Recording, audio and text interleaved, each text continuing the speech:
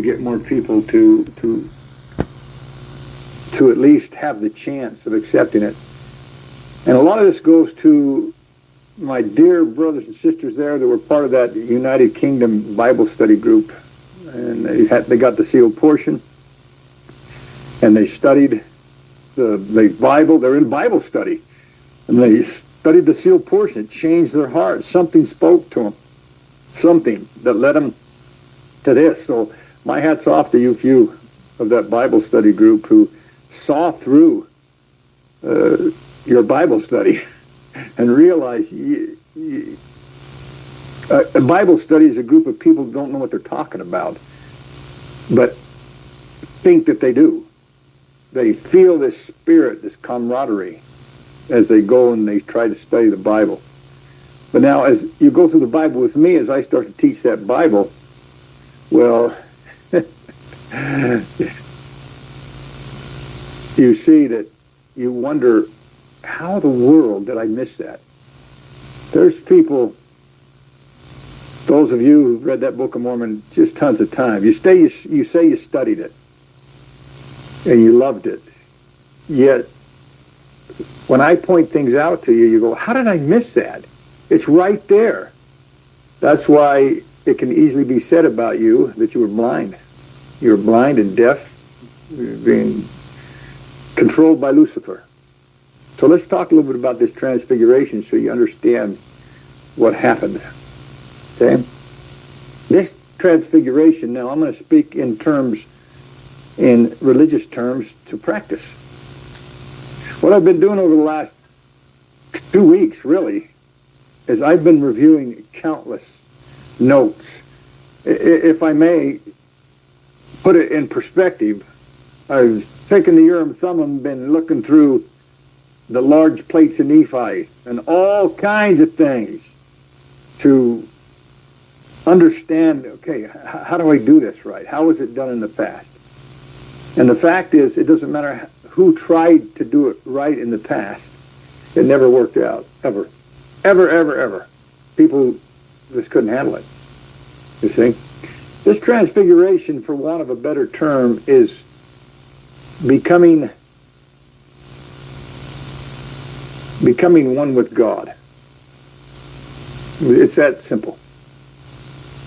Becoming one with God, with the true God. Now the people who are going to come to these church meetings, they don't know the true God. They have no clue. They're as blind, deaf, and wayward as all of you were at one point. That's how they are, being one with God. It's, we can put it in another way, seeing through the veil. I'm getting my writing down a little bit better here. I'm a horrible speller, folks. Just horrible. That's why I use a word processor that seeing through the veil that corrects everything for me. That's what it is. In other words, it's understanding the mysteries of God. But do you realize how many people claim, there's people out there, claimants, that say, oh, I'm one with God. I'm one with God, and I see through the veil. I have this inspiration. They don't. And they're easily tested. You just ask them questions about the universe. If they can't answer them, guess what? Yeah. They're not one with God. If you're one with God, then you know what God knows. You know. And you have access to the same information that God has. Think about that. That's vital. And it's true. What I just said, I'm just using the word God, or the term is your true self. But obviously, if you have access to God, you know the mysteries of God in full. There's no other, you have to. You have to. Okay? But remember something. There's a purpose for life. There's purpose for life upon earth. Let's put my earth here. It's a very important purpose. It's for an individual, for a God, who needs to understand more about why they're... Oh, okay, I think I explained it pretty good. Tell me if you guys understood this when it comes to everlasting life and everlasting damnation. I put it this way. Every single human being that exists has a level of intelligence. And I made these a level of intelligence. Do you remember, guys? Those of you who saw this presentation that I gave a few presentations to practice, but I want to see if you guys can understand these things. Okay? So these are the levels. And I put down here, this is a mortal person. When it comes to level of, these are levels of intelligence. The glory of God is intelligence. In other words, light and truth. Levels of intelligence. Intelligence is knowledge to do things. I'm sorry. Back up. Intelligence is the application of knowledge. Okay? And as I just explained to you how I was able to breeze through college, it's not hard for me. It's because my ability to apply knowledge is a lot higher than most people's. That's all it is. These are levels of intelligence, where intelligence is the application of knowledge. How many of you, if all the technology in the world disappeared, let's see if I can get anybody's ego spark. If all the technology disappeared, and we all ended up living in the wilderness with no electricity, no technology, nothing. We're just in the wilderness 1,000 years ago, but you have the knowledge that you have. How many of you can molten ore into steel and iron? How many of you can create electricity? How many of you would be able to do it? None of you. I can't see everybody, but if there's a hand raised, Monica, go ahead and spotlight it. We'll all have some fun with them. Okay? The application, intelligence is the application of knowledge. There is no way, when I finally explain the real truth about humans and how they've existed on this planet for billions of years, and how there were 5 different dispensations of time where humans developed into a society of human beings, of humanity that knew about each other, that knows about each other. Whereas after these great societies were destroyed, there were different pockets of people, and they were corrupt. And when you understand how that all works, all you have to do is think about this, ladies. If you guys didn't have guns, could men get you to do whatever we wanted you to do? Absolutely. You women wouldn't have a chance. You wouldn't have a chance. Okay? We're stronger. We can beat the crap out of you. There's nothing you can do about it. The great leveler was technology, guns, and things like that. But when society falls apart and there's nothing but anarchy, I'm going to put this as an overseer up here. So the overseer is the most advanced human possible. But when there is anarchy, all you got to do is think. How I'm going to present it in that last book is simply talk to people with their common sense. What would happen if all society broke down? All the governments were gone, and it was just mano a mano, man on man. People out there in their bunker with their bullets. They don't know how to make gunpowder. They don't know how to make bullets. But I guarantee you that all you women, the first thing that men would want is women. They're going to go, and that's what they do. They're going to find women, and they're going to take them wherever they can find them. So they can have sex, they can have things that men desire, and my dear gay friends, they'll just kill you. You know, they'll just kill you. It's chaos, complete chaos. But over time, what you get with inbreeding and things that would happen, you would get these pockets of human beings that eventually science would observe them as Neanderthal, and science would observe them as Homo sapiens or caveman-like, when in fact their ancestors were once very highly intelligent mortals. But It's so easy to understand what would happen. All you got to do is think about it. What would happen if society broke down? Yeah.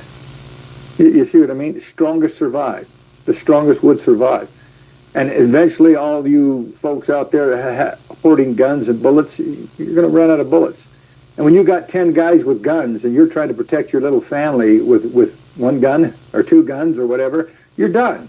They're going to kill you, take your food, take everything you got, and take your women. That's just what they do. It's chaos. And I'll be able to explain that easily by just having people think. Think about what would happen if we lost technology and if we had nuclear war to where most of the major cities and governments were completely destroyed. Complete chaos and anarchy. Now, those of you who witnessed what happened in the United States in January of 2021, January 6th, yeah. Really? That's supposed to be the United States of America, and those guys did what they did. I mean, come on. And they're just crazy men. That's how men are, ladies. You don't have a chance. Women wouldn't have a chance. All you'd have a chance if you had a gun. And that's it. And anyway, so let's get back here to this levels of intelligence. So here you have an overseer, and this overseer has the highest level of intelligence possible by a human form, where the human form is the greatest compendium of matter that exists. That's provable, and I don't care who you are or what kind of scientist you think you are. Look around. There is no life form anywhere that you know of that is higher and more comprehensive and more intelligent than the human being. Okay? This is the highest life form possible. Now, as I went back to my brain, remember, my ability, my body determined that I was able to beat out all those kids that went to college, anybody taking a test, because I had the brain, I had a physical body. So this physical body on this spectrum of levels of intelligence is important, because you cannot apply any knowledge that you have unless you have a body that we call a body of flesh and bone, but not of blood, always. This will be understood as we talk more about the mysteries and what's coming in the future. Okay, but you have to have a body. You have to have this body. You have to have a physical body in order to be able to apply the knowledge that you have. And that's why we call it intelligence. Because the body of an overseer is different than the body, way different than the body of a mortal. But most advanced human beings, when you die, you're going to probably find yourself about right here on this level. You will wake up as your advanced true self, and you'll be about this level of intelligence. And most of that is because of your body. You will understand there's many people that are advanced human beings that have a knowledge of dark matter and how it's manipulated and how it's controlled and how to create a sun and planets. But they don't have the body. Therefore, though they might have the knowledge, they can't apply it. Therefore, their glory is here. So these could also be glories. Kingdoms of glory. Okay? Make sense, guys? Remember, the glory of God is intelligence. In other words, light and truth. So here we are, and here's you guys, immortals. Now, we know that on this spectrum here, that there's different mortals. They'll have different brains. It just depends on your DNA. It depends on your body. Some people have the ability to figure out science. Some people figure out art better. Some people have better athletic bodies. It just depends. But in all cases, as a human being, you'll always have a body. And you can have knowledge, a lot of knowledge about a lot of things. But the glory of you as a person, your intelligence, is if you can apply that knowledge. For example, I understand how to create a nuclear weapon. I understand that. But I don't have I have the body that could do it just fine. But I don't have the body to create the instrumentation, to create the machines that are needed to refine, for example, uranium. I don't have that ability. I don't. I guess I could learn it quick, but I don't. Having the knowledge, I don't have the same intelligence to apply what I know to make something. Okay, so again, let me put this out here. This is most advanced humans. And when you die, you're going to find out this is how you've always been. You will never remember a time ever where you weren't this person. Most advanced humans. You won't remember a time. You'll understand that there was a time that this body was actually created by a higher, more advanced life form. We can put up here also creators. What? Hey, did you say something, Monica? No, I never got to mute all. Is it all right if you do that right quick? Okay, go ahead. Okay. Okay, I'm back. So, the difference between most advanced humans and these overseers and creators is their body, what they can do with their body, what they can do with their mind, what they actually can do. They have a body that's different. You're going to see that. They have a body that's different than most people's. It looks like a human body, though creators and overseers are the only gendered. They're the only ones that are gendered for certain reasons. They're the only ones. Everybody else, most advanced humans, are non-gendered. The only time these advanced humans can become gendered is if they decide to come to Earth. If a person decides to connect their spirit, connect their intelligence to an Earth body, they can do so. But then they have to wait. Here it comes. Here's another mystery. They have to wait when there is a period or an era of existence, of mortal existence, where gender exists.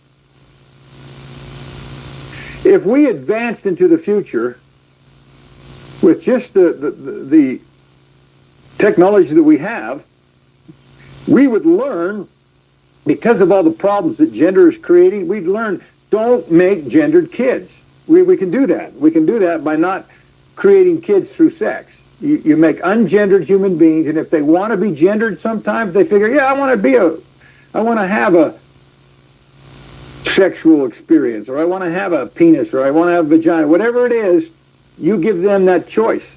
This is advanced mortal stuff that could easily come in the future. We're not going to make it that far, but it happened in the past, and all that will be explained. So if you want to experience gender, you can do so by finding an Earth where there is a period of human existence, an era of time, where people on that Earth have a gender. Okay? Again, it's so easy to explain, especially to Bible believers. In the beginning, Adam and Eve did not have gender. They weren't created by sex. They were created with advanced technology, obviously. And when they fell, that's when they started having sex. Some people will say, well, hell, I want to fall then. No, you don't. If I could snap my fingers, folks, and take away all of your sex drives just by snapping my fingers, instantly, you would see the difference between existing with gender and the hormones associated with gender and being like a little child again. You would never choose to go back. You wouldn't. You wouldn't choose to go back. You just wouldn't do it. But you don't know that. Because you're driven, your body is driven by sex. These lustful feelings, these things that drive you even to have a relationship. Okay? Now, Monica, you got to watch their faces because I'm watching my chalkboard. If you find it there, you can see where they're just not comprehending things. You folks just go like this. Just shake your head if you're not comprehending. I can't look at you because I'm looking at the blackboard. Then let Monica see that, and then you can stop me and say, okay, we need to ask some questions. I'm just going through some basics here so you understand where we're headed. These are cool things. This is real truth. This is how things really are. Okay? So, again, Now we have to go and we have to discuss, not go, it would be advantageous to the purposes for which we're setting up a true church of God to understand the purpose of earth. Attaching yourself, attaching your consciousness, every single human being, when you die, you're going to find that you actually exist and you have, for what seems to you as forever, on a different planet. Most of you in the same galaxy that Earth belongs to. This is your true self. You're going to wake up as your true self. Not even awake. It doesn't work like that. Sometime I'll get into it so you understand. But when you die, you'll find out that you're dead. And the connection between your mortal body and your true self has been severed. Okay? There's a connection here. It's made through dark matter. It's an electromagnetic connection, folks. Yes. And there's no space and time involved. You'll understand that, because what this experience is doing, I've explained it as virtual game where a person in China and a person in America are having a game or participating in the same experience with each other, and they don't even live in the same country. Okay? Death, of course, severs this. This is my little death thing. It severs this. And this body right here goes away. It goes back into the dust of the earth from which it was created. This one does not. So there you are, as your true self. The purpose of earth is this. I'm going to put it simple. Hopefully you guys can get it. I don't know if any one of you could explain it right now. I've said enough, you should be able to, but I'm not going to put you on the spot. The purpose of earth is so simple that even a child could understand it. So let's see if you guys get it. Watch their faces, Monica. This person right here, this advanced human being, most advanced human beings, they know about these people. They respect these people, and they realize that these people are the highest form of intelligence that any human could possibly be. And when there's ever a time in their mind that they wonder if they could be an overseer or a creator, or if they could climb up this spectrum or this ladder of intelligence, there we go, make it a ladder. When they wonder that, they can answer that question themselves simply by finding an earth where you can come down and attach your brain to a mortal body and then live on that earth. Because that's going to teach you all you need to know. And I'm not going to go into that right now. That's a little bit more complicated, how your brain works. How this entire experience has happened inside your advanced brain. It's so real because you have an advanced brain. Yeah, we have dreams down here as mortals, and while we are having the dreams, they're very real to us. Very real. Inside the dream, you're wondering, Jesus, but when you wake up, you realize that was just a dream, so it doesn't mean anything. But things happen in your dreams. The dream took place perfunctory. It was an involuntary dream, and you didn't control it. The same thing happens between your true self and your mortal self. Your true self cannot control what your mortal self does. And this is why? Because your mortal self is acting out what your true self wants to know about you. Most people lie about themselves. Most people, even most of you. You really do. You want to think that you're a better person than you actually are. You want to think that when given the choice between doing the right thing, which is doing something that brings you happiness, but at the same time does not take away the happiness of another person, most people believe that they're good people. You're going to see one of my first sermon I'm going to give is about talking to people about who in this world that believes in a religion that's following their God believes that they're wicked. None of them. None of them do. Everybody's right, which makes everybody wrong. You see? And we go on that premise. Because I heard a cool thing that I'm going to lead with. I'll go into that in just a minute. Anyway, so the purpose of this life is simply this person right here, most people, wondering about this, wondering about the possibility, wondering.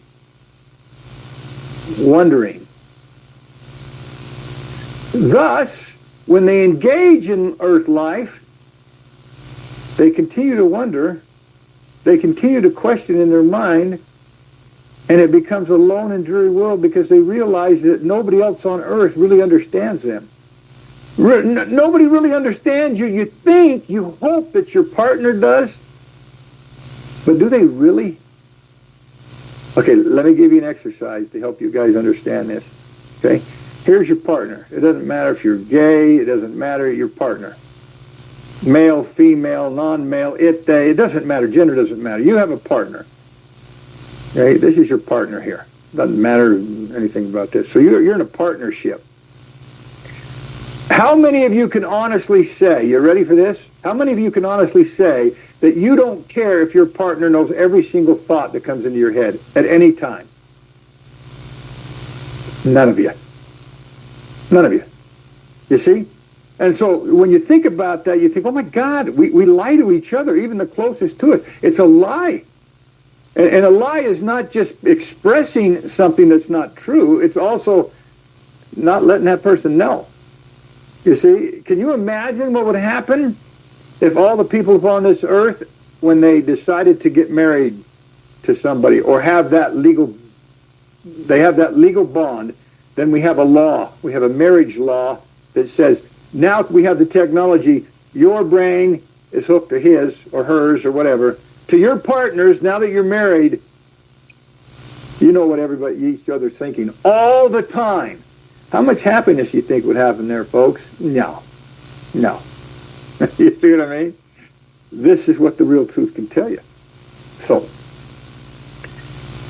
what you're finding out here while you're going down through this life, you're finding out the difference between you and these advanced human beings. You're feeling the difference. You're understanding it. Everybody that comes to this lone and dreary world, what do they want to do? They want to be the best that they can be. I want to be the best that I can be. I want to change the world. I want to write a book. I'm going to do something important. I want to change the world. Everybody's thinking that. Why? Think about that, folks. Why would a human being upon this earth have that thought, which is consistent throughout? Why would they have the thought of, I want to change the world. I want to be the best that I can be. I want my partner to think that I'm the best that I could possibly be. At least I want them to believe that I'm the best that they could get. I'm the best that I'm the best partner for them. Why do we have that in us? Why do we have this innate desire that most people do? I want to do something good for people. I want to do something good for the world. Let me see your faces. Let me see if I can get it out of you. Okay, let's have a conversation. I got to just see their faces, Monica. I can't see. I got to see their faces. Okay. Can anybody explain to each other? Let me get rid of this background because I don't like it when I'm just talking to my friends. And you are my friends to some degree, shits. There you go. I'm on a beach now. So, talk to me, friends. Why is it that every single human being that you've ever heard of or known has this desire to do something good in life? To do something good worthy of their existence. I want to do something, whether it be to be the best friend I can be, to explain myself in a way. I want to be seen as good. I want to be seen as valuable. That's the biggest thing. We want to be loved. We want to do something. You guys don't get it, do you? Now, when I tell you, you're going to go, fuck, why don't we figure these things out on our own? Because you're not supposed to know, but you're going to know now. It's simple. Remember what I just said? The reason why you're coming to this earth is because you know that there's advanced humans out there that you see and perceive as better than you. If another human being out there has this state of existence that is the ultimate state of existence, and your desire is to know if you have the wherewithal and the intelligence to become that person. You just have to come to this earth life, and that's what your pursuit is. Your pursuit is, I'm going to do something good. I'm going to prove to myself and to others that I have the capability of goodness. That if I had the power of an overseer, I would do the right thing. That's why people pursue. That's why they want to do something good. Everybody does. Nobody sees themselves as bad. Only one with a broken heart and a contrite spirit. But again, I'm going to start my sermon out next week. By that, I'm going to say, does the Jewish person think that they're a wicked person? Does a Christian or any Protestant sect they're in, any Orthodox Christian, does any of them think that they're being deceived and that they're wicked people? No. Does a Buddhist? Does a Hindu? Does a Muslim? You see what I mean? Every single one of them are seeking for salvation. They're seeking for this opportunity to please God. They want God to recognize them. And that's exactly why you're here.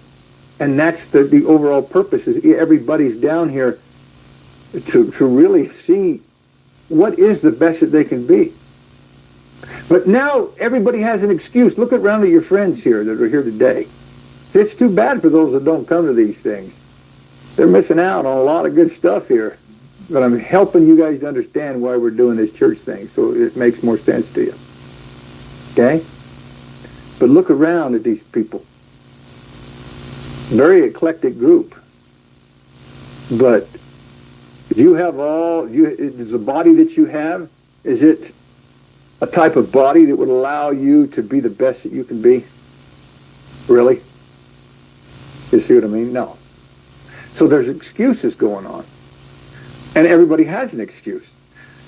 The measure of the creation, the reason why Earth-like planets exist and this Earth exists, is to allow a human being the opportunity to have this type of experience where they can be judged by God, be judged by themselves, be judged if they are good or if they have. Everybody's good. There is, on that spectrum of intelligence, there's no such thing as somebody bad.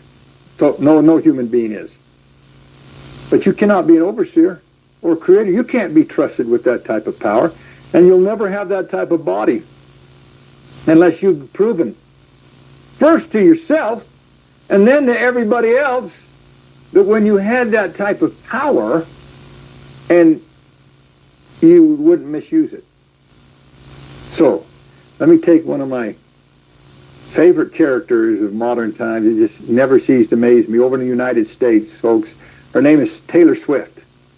Here's a 30-something-year-old girl that's probably, I bet you, my 10-year-old's smarter than she is when it comes to the world. She is so naive. She's very talented, and she's loved by everybody. She's loved. She has an influence. She's got more people watching the National Football League and watching what's going on in football than ever before, just because of Taylor Swift's involvement now with one of the players in the National Football League. It's ridiculous. Look how much influence TikTok has and social media has on kids. You guys have probably read the stories about these teenage young kids killing themselves because they felt like they were bullied. Felt like they were bullied. Or the stories about these grade school teachers, these beautiful women, beautiful teachers having sex with their students, 13, 14, 15-year-old students. You look at their pictures and you go, you're a beautiful woman. What the hell are you having sex with a young kid for that's going to put you in jail? You go and you look up all these different women, these teachers that have sex with their students, and you'll see, oh my God, they're on the high level of attractiveness. What is it? What do pedophiles, what do people that are attracted to young kids? They're condemned by the world, but should they be? If you understood their heart, if you understood where they were coming from, you would not judge them like you do. You would not. You would understand their problem, which is a problem because they're taking advantage of the innocence of a child, an innocence of a person who can't really determine for themselves what this relationship is, when it's usually just sex and lust driven. You're seeing what's happening in the world today with this, what do they call it, gender dysphoria? Where young kids are going and this is going on in the United States especially. Children under the age of 18 are going to school and around their peers and around social media, and they're seeing things and they're questioning their own gender. I don't feel comfortable. You might have a gay man, a gay boy, who has these feelings towards men, and instead of just accepting those feelings and going with them, society has deemed it inappropriate and unnatural. Therefore, they think, well, maybe I should be a woman. I'm going to dress like a woman then. And all these causes, the cause and effect of human beings not understanding the real truth about who they are, and why they're here upon this earth, are causing all these problems, all these arguments, all these terrible feelings that people are having between each other. When in reality, if they understood, they'd understand that we're all down here for the same reason. Every person is on this earth for the same reason, to see what level of intelligence we have. My predecessor said this, for those who know his writings and his saying. The degree of intelligence that you gain in this life, the greater that it is, it will give you that much more advantage in the worlds to come. You guys heard that before, right? Do you understand it better now? Do you understand what he's trying to say, some of those things? It's all about this degree of intelligence. But here's the deal. We look at somebody and we say, I don't think I'm as good as they are. And society has read into us, unless I do such and such, unless I accomplish such and such, I'm not as good. And therefore, we cut ourselves down and put ourselves in a state of depression and realize that, we don't realize that the standards and the basis of intelligence and the basis of success is false. It's a mortal invention, vain and foolish imagination. When the happiest souls on this planet, as long as they're fed and they're secure in their homes, are little children. They don't have those complex problems until they develop. Talk about little children. They don't have those problems. Who out there is telling these poor kids that are 12, 13-year-olds, even 10, as young as 10 sometimes, that you're not good enough? You need to kill yourself. I'm not good enough. I don't meet this standard. I'm not skinny enough. I'm not strong enough. I'm not pretty enough. So let me paint my face. Let me do all these things. And then somebody says something bad about them, and they kill themselves. Did they make the right choice by killing themselves?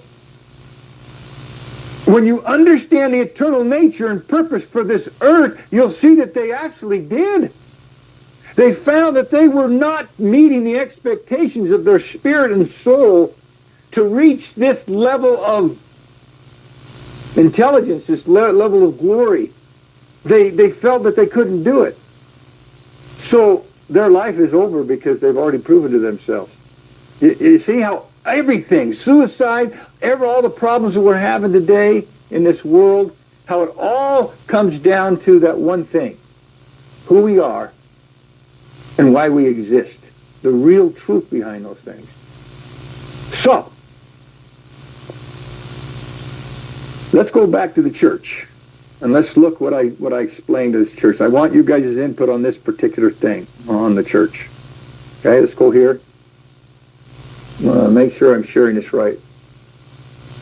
I got to be careful what I share. I don't want anybody seeing pornography that I just watched before I came on here. I'm just kidding, and I will not be joking. Well, I might be joking like that, but not that. Okay. Anyway, look at this. See if you folks understand this FAQ that I put together for the website there. Okay? What makes the true Church of the Lamb of God different from all other Christian religions? And remember, I answered this question according to what a Christian, a normal Christian, how they could understand it. Because the simple answer is this. The simple answer is, in this church, you'll get an answer to all of your questions about human existence that you ever had. The real truth about things will be told. The mysteries of God will be unfolded in full. You'll understand the mysteries of God in full. Therefore, not having any faith. You don't have to have faith coming to this church. In fact, if you come in through the church doors and you sit in the pews listening to the sermons, you better get rid of faith, and you better arm yourself with reason and logic, skepticism. That's right. Knowledge. There's no other church on earth that teaches a person the real truth about all things. Of earth, of the heavens, the universe, and all things that exist, especially in regards to human existence and consciousness. We can answer them all. You cannot go anywhere in this world to any church, in any religion, or any book. There's no book on this planet yet that tells you everything, that can describe everything and explain in a way that makes sense what human existence is all about, and where humans came from, and what the universe is all about.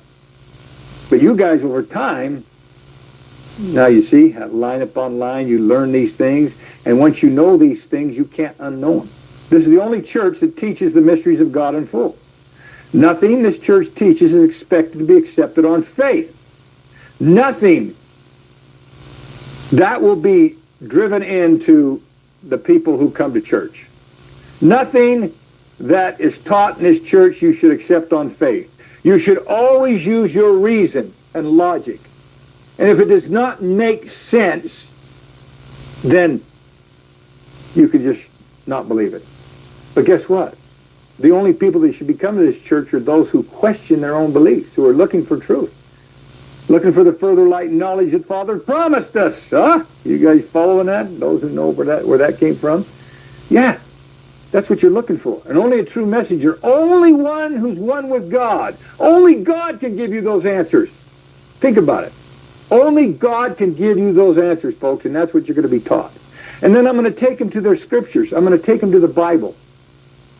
And I'm going to explain to people, don't you realize how you've been deceived by religious leaders? Don't you think that God will talk to you and tell you what you want to know?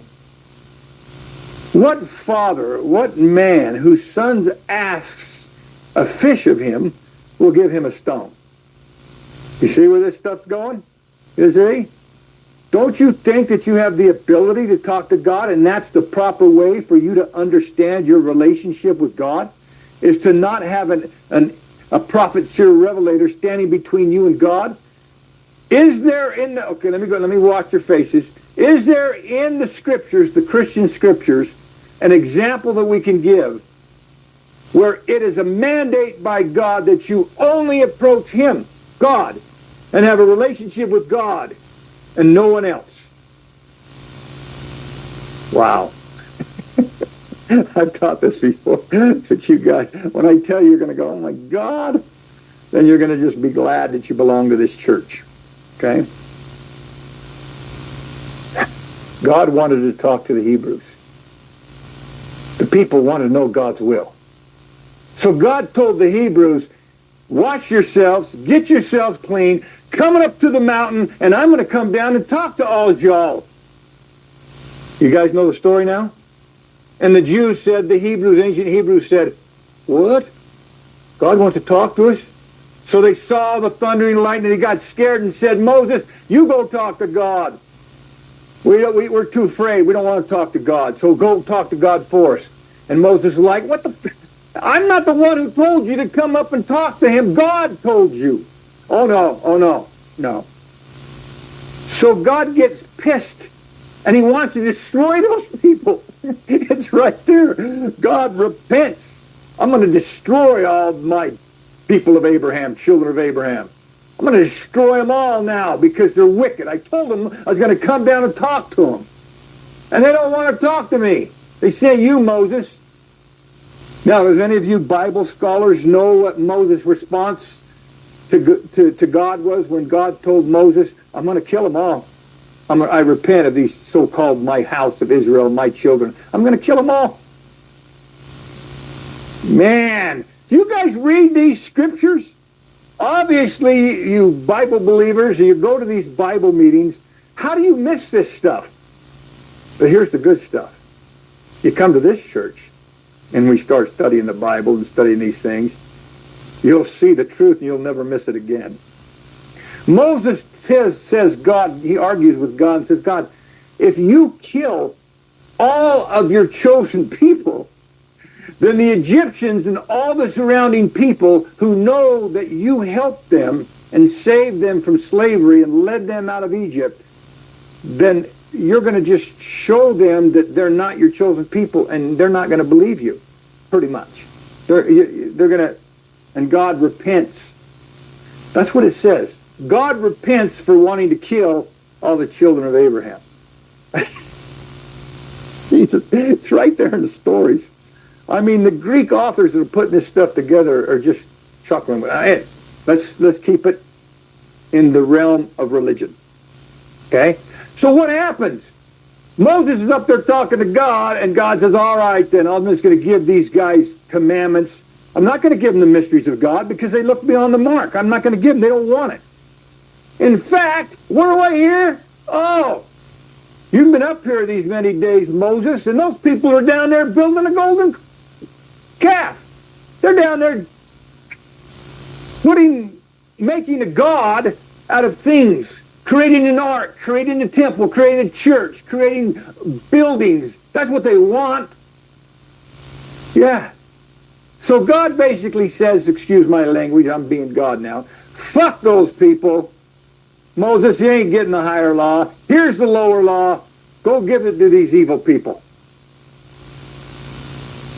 So Moses comes down and gives those evil people the law. There's other little situations in there. He comes down, breaks the plate, the stone goes back up. But God wants to talk to him. God wants to talk to him because God knows, the true God knows, there is no other way. See, I'm giving a sermon now. The true God knows, I'll probably repeat this, the true God knows there's no way for a human being to ever become one with God, the true God, unless that person becomes one with God without some stupid idiot, Pharisee, Sadducee, general authority, bishop, true messenger, whomever, in between them. You can't do it. Because how would you know? How would you know that Moses or Christopher or Nelson or the Pope or your Iman or your rabbi is not deceiving you? How do you know? You don't. How are you going to do that? And why can't you understand that God loves you just as much as anything else and wants to tell you the truth? But you don't want it. And it's too hard for you to understand that. So let's go to the Book of Mormon. Where's that story? Where does God, the true God, try to talk to the people? Here, I'm going to give you it. You guys are going to go, oh my God, we are just idiots. They try to, God speaks to them in the darkness. I'm Alpha and Omega. I'm Jesus Christ. I'm the Father and the Son. This is what I expect. Yeah. This is what I expect, folks. This is what happened.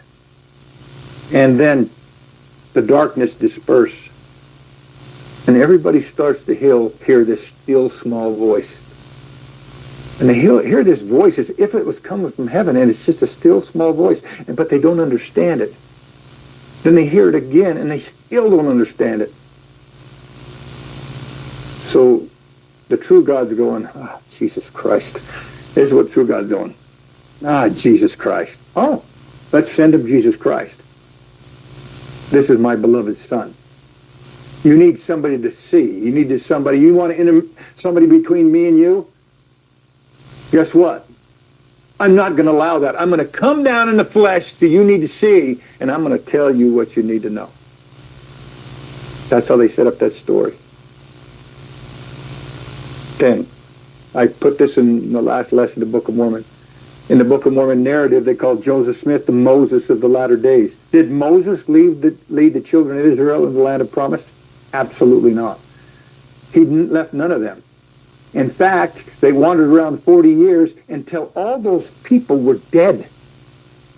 And then it was Joshua, the name, that led those people in the promised land. Moses couldn't even go in. So, Latter-day Satanists, you actually think that you can go into the promised land being led by what Joseph Smith gave you. You killed him, for God's sakes. No, you can't. It's going to take one like unto the son of Yeshua. It's going to become one like him that's going to be able to lead you in there. All these clues they give.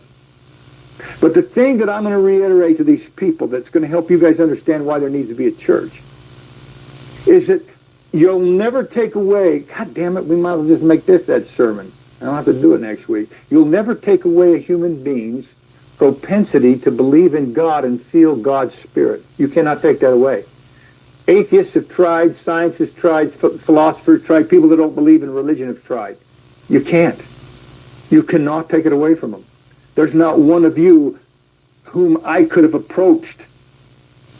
I can just imagine with the Smiths, Monica and Kurt and their kids. I don't know how many kids you have at that time. 6 kids when the sealed portion came out? No, 7. I guess Joshua was just born. I can imagine Kurt. Okay, let me set the scenario up. This is a family who, Monica was probably your epitome of a Mormon woman. She loved the church. Loved the church. They read all that bullshit about what anti-Mormons say. Didn't do anything to her. She would, isn't it true, Monica, that you'd take your family to church every Sunday and sit them on the front row or close by the, isn't that what you did? Second row so get away. Yeah, so in the pride of your heart, you said, I'm going to show, just from God, that we're good here. So it was her husband, who unbeknownst to Monica, it was Kurt, who was looking for something. He knew that there was something wrong with that church he was looking. And God led him to the sealed portion. And Monica didn't even know that God had led him to the sealed portion. Monica, from what I understand, correct me if I'm wrong, Monica didn't even know that Kurt had read the sealed portion. Did Kurt tell you that he was going to go listen to this guy in Salt Lake City who he told you that? Yeah. So what did you think, Monica? See if you can think back. What did you think when your husband and your priesthood holder and this LDS Latter-day Saint incredible man says, I'm going to go listen to this guy who claims to translate the sealed portion? Because you didn't believe that I had translated the sealed portion. What did you think was going to happen? I thought he'd come back and it would be all done. I thought he'd say, nope, it's not the real deal. And so when he got back, and I'm like, he didn't say anything. He didn't say anything. And I was like, well? He's like, well, what? I'm like, well, is it the real deal? He's like, yep. And I was like, oh, my Lord. Scenario, folks. I gave a 2-day symposium there in Salt Lake City, Utah. And Kurt, Monica's husband, where you see down there, you see his hat. Kurt attended the first day. Monica just had a kid, just had a baby, not a few days before that, little Joshua. Kurt comes up to me after the first session of the symposium and says, hey, my name's Kurt Smith. Hey, I'm glad to meet you. As soon as I, of course, touched him, I said, wow. Well, anyway, so he asked me, my wife just had a baby. Is it okay that I go back and to my wife and my new son? There he is, Joshua, there. And my response to Kurt was, are you kidding me? What's more important? The real truth or a family? Now, you haven't given a donation yet. I want a checkbook out, and I want you to give me a donation. Of course, you sit here and listen to God. You listen to God's message as I give it to you. You do not. Nothing's more important. Let me quote the scriptures to you. He who loveth son or daughter, wife, more than me is not worthy of me. That's exactly what I said to Kurt. Had I said that, Kurt would have known right then, oh, God, this guy. Instead, what I said to Kurt was, what are you doing here? You should be back with your dear wife, helping her with that young baby. You'll get this.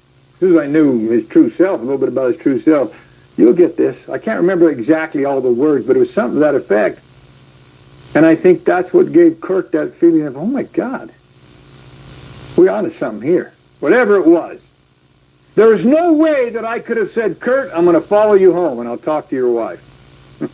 And on our way home, Kurt and me were driving to Melba, Idaho from Salt Lake City. I said, Kurt, let me tell you something. All this shit about priesthood and God, and you're actually getting your prayers answered by Lucifer. And if you don't understand that, blah, blah, blah, blah, blah. The sealed portion isn't even the true record of things. It was invented by God, by the true God, to help people and help you. I got to tell your wife that she prays to Lucifer. There's no such thing as priesthood, and Jesus is not even real according to how you've been worshiping him. That would have gone over really well. It would not have gone over. And I was under the auspices and mandate. Now let's go back to the screen. At that time, I wasn't doing it my way. I would have liked to have said that. But I had humbled myself to such a degree. When I had my transfiguration, that happened in June of 1987. Series of events happened. It wasn't until April, maybe the end of March, April of 1991, that I was first approached by the three Nephites, the real Illuminati, whoever. I was approached and recruited. And when they told me who they were and what they had done, and what they wanted me to do to be their Joseph Smith and to translate the sealed portion, the gold plates, we had some pretty good discussions because why we need to do this? And I argued with these guys, but they never argued back. The argument was always one-sided, as they humbly, and with all the kindness in the world, just let me spout off, why do we even need to do it this way? And then they let me see some tools that they had and use them. I thought, well, this is pretty neat. Had I not seen those tools and I had not seen those things, I might have said, I don't know who you guys are, but don't try to pull this religious bullcrap on me. And I realized, oh, wow, you guys are onto something. And then we talked about why they had to do what they did. Why the true God had to bring Joseph Smith into the matter. Why the true God had to in September of 1823, they recruited Joseph Smith. And for 4 years, Joseph Smith was mentored by these guys. He was a young kid in 1823. For 4 years, he was mentored. Every year, as he says it, he went back and received instructions on the building up of the kingdom of God, as Joseph reported. For 4 years, they had to deal with Joseph and get him to that place. I was already 25. I'd dealt with church. I'd had a family. So they recruited me. Series of events happened, and I said, this, pretty much. Maybe not this simplistic, but in a way. Your way is stupid. Stupid. No more lies. In other words, teach these people that they're gods, teach them they can communicate with their true selves. Quit lying. No more of this stuff. But then I tell them, your way is stupid, I'm not going to do it. I went off and I tried to do some things. Between the time, it was probably at the end of June, 1991.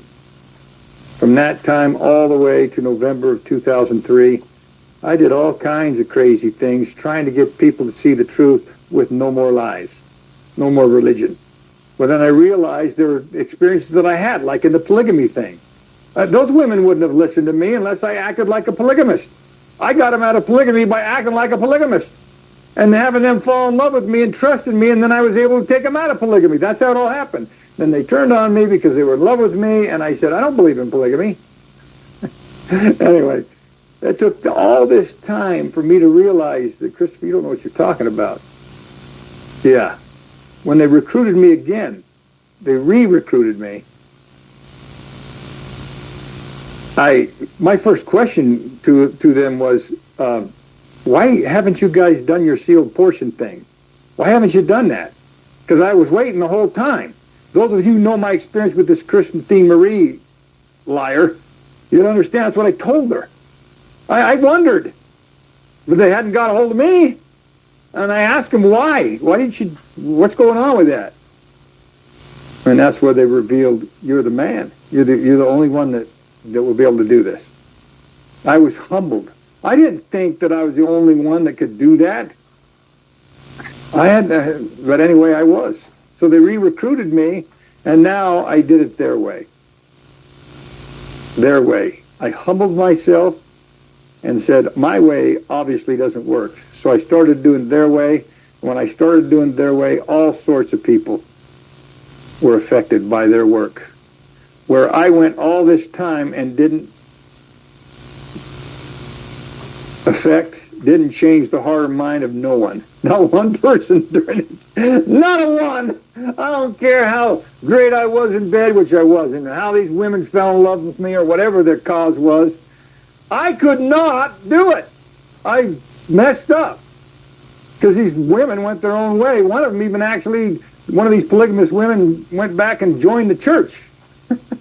Became a great member. Anyway, I said, geez. I realized through all of these experiences I had here that their way worked. Their way was the right way. But their way had everything to do with a religion. With religion. Do it in a religion way. With God, Jesus, the Holy Ghost. You see? That was their way. But this is what I said. Are you guys ready? I don't think I've told anybody this. During this recruitment, when I was re-recruited and I agreed, I told them this. I will never, ever, ready for this, guys? Form a church. Ever. No. I'll do your thing. I'll teach these people. I'll be their true messenger. I'll explain all these things. But I will never, ever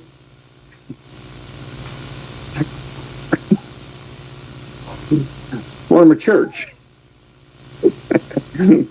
It took them leaving me. And it took these dear, sweet, humble people over in the UK who had their Bible studies. We can see some of their pictures here. Monica and Christopher and some of these others. It took these people, Tyrone Griffin, many of these other folks, just Kevin. It took these brothers and sisters of mine to say, Michael Blackett, you guys know who you're talking about. It took them to say, Christopher, for God's sakes, it was a sealed portion that got me thinking. It got me thinking and turned on the right path. So you were able to come to me and tell me that I shouldn't be listening to anyone but God. You see? It took me that till I realized, oh my God, how many people, me fighting this idea. I don't want people putting me up on a pedestal. I don't want them to see me as a prophet, seer, revelator, or a leader of a church. I don't want them to see that. I hate that. I hate everything about that. I hate it.